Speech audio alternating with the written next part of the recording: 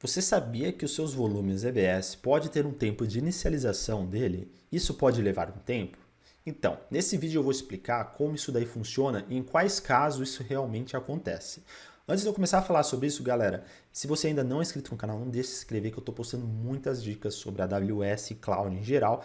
E também, se você curtir esse vídeo, não deixe no final dar um like. Então vamos lá.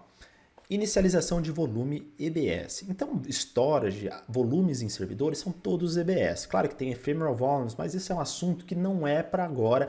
É um tipo de volume muito pouco usado no dia a dia. O que nós vamos falar aqui é sobre volumes EBS, que é de Elastic Block Storage, que são os blocos de volumes que você vai anexar no seu servidor e você vai usar ele normalmente no dia a dia, como qualquer file system, dentro de servidores Windows ou servidores Linux. Mas o que acontece? Tem algo que poucas pessoas sabem que um volume, quando você cria um EBS, ele pode já ter a performance 100% disponível, porque é um volume em branco, né, pessoal? Agora, quando você cria um volume EBS a partir de uma imagem de snapshot, aí as coisas mudam. Uma imagem de AMI, ou seja, uma imagem de restore. Então, quando você restaura um volume, um snapshot, alguma coisa para um volume, ele tem um tempo de inicialização, que é assim que ele é conhecido.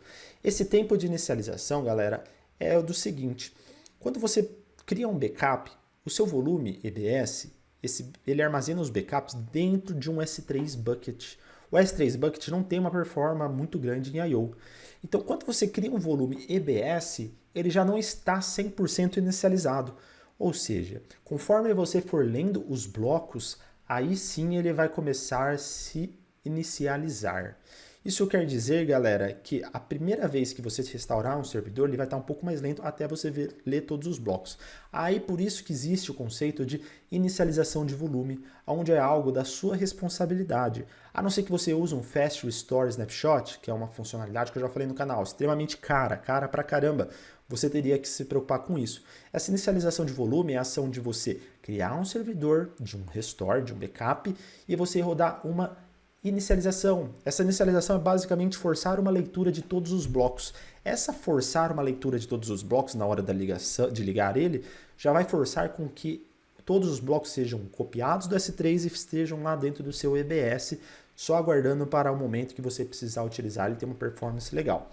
Então aqui esses são os links oficiais que você consegue informações de como executar essa ação para servidores Windows e como executar essa ação para servidores Linux. Então aqui esse daqui ele mostra para Linux como que você faria isso. Então para Linux você usa o comando, tem o fio ou o dd. Então geralmente eu vejo o dd. Esse dd, galera, basicamente ele vai ler todo o seu disco e vai copiar os dados. Ele vai ler o disco, vai copiando e vai jogar para o null, que é para o buraco negro do tipo uma lixeira no Linux, em blocos de 1 MB. Isso quer dizer que ele vai forçar uma leitura de todo o disco, ele não vai alterar nada no seu disco. Essa leitura vai ser um pouco mais lenta, mas daí pelo menos ela vai inicializar 100% do seu volume. Então você não vai ter problemas com performance. Esse fio, a mesma coisa. Agora, quando você está falando de servidores Windows, é levemente diferente. Então tem aqui alguns comandos que você consegue executar para ter essa informação. Então tem aqui o dd, mas ele funciona de uma outra forma, você tem que baixar um software, taranã, e aí ele mostra aqui como que funcionaria, bem parecido, porém ainda assim é diferente, são softwares diferentes. Então aqui o fio e o dd. Então muda os parâmetros e assim por diante. Mantenha em mente que se você está restaurando o servidor, provavelmente nos primeiros minutos, ou talvez na primeira hora, ou eventualmente até nos primeiros dias, você pode não ter a sua performance 100%. Então, por isso, se você precisa de um servidor rodando 100% da performance, porque ele tem um banco de dados ou alguma outra coisa, lembre-se que você vai precisar forçar uma leitura, um DD ou um fio. Se você usa um auto-scaling, esse auto-scaling é de volumes muito grandes, você tem que considerar a opção de você ter talvez um fast snapshot, que é aquele fast snapshot que ele já restaura o seu volume 100% inicializado. Mas é uma opção bem cara e eu já falei aqui no canal, tá bom, galera? Mas nesse vídeo eu queria falar um pouquinho sobre esse conceito de inicialização de volume, porque é algo que as pessoas geralmente não sabem e elas só percebem que está lento e às vezes acha que é um problema. Aí logo no primeiro minuto está lento, ela vai lá e coloca um volume de GP2 para IO1, um volume muito mais caro, porque ela acha que não é o suficiente que ela tem. Ou muda de T2 para às vezes um T2, large para um T2.x-large, enfim, dobra a CPU e memória, o que não vai resolver nada.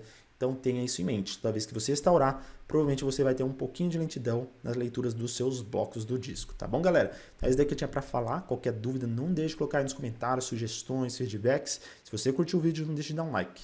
Até o próximo vídeo.